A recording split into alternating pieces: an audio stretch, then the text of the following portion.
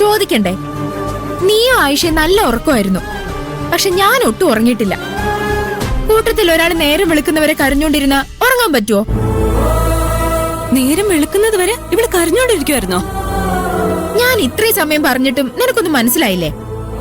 ഇവൾ ഒരു പോളെ കണ്ണടച്ചിട്ടില്ല. ഇവളുടെ കരച്ചിൽ കേട്ടിട്ട് എനിക്ക് ഉറങ്ങാൻ പറ്റിയില്ല. എന്തിനാ കരഞ്ഞെന്ന് നമ്മൾ അന്വേഷിക്കേണ്ടതാണോ മീര പറയുന്നേ? കൂട്ടത്തിൽ ഒരാൾക്കൊരു പ്രശ്നം ഉണ്ടെങ്കിൽ അതൊന്നും മൈൻഡ് ചെയ്യണ്ടെന്നാണോ നീ പറയുന്നേ?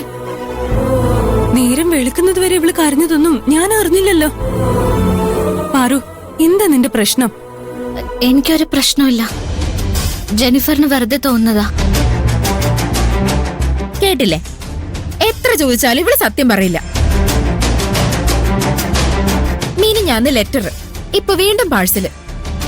ഇത് തുറന്നു നോക്കിയാ എന്താ ഇവളുടെ പ്രശ്നം അറിയാൻ കഴിഞ്ഞേക്കും. പാറു, അതിങ്ങ് താ.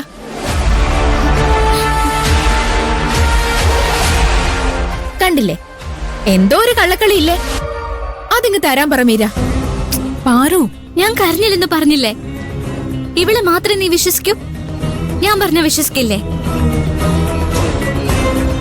വിശ്വസിക്കാം. ജെനിഫറിന് വെറുതെ തോന്നിയതായിരിക്കും.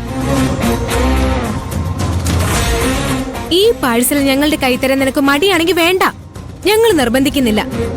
ഇതിന് പകരം മെനഞ്ഞാന്ന് നിനക്ക് വന്ന ലെറ്റർ ഇല്ലേ, അത് തന്നാ മതി. ആയിഷ ചോദിക്കുന്നത് കേട്ടില്ലേ? ആ ലെറ്റർ എവിടെ? അതെടുത്ത് ഇവക്ക് കൊടുക്ക്.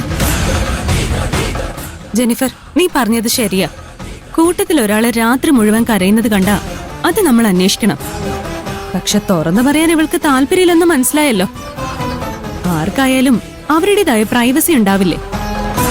അതിലൊരു പരിധിവരെ തലയിടരുതെന്നാ എന്റെ അഭിപ്രായം. നമ്മളോട് പറയണമെന്ന് ഇവൾക്ക് തോന്നുമ്പോ പറയട്ടെ. വാ, നമുക്ക് കഴിക്കാൻ പോവാം.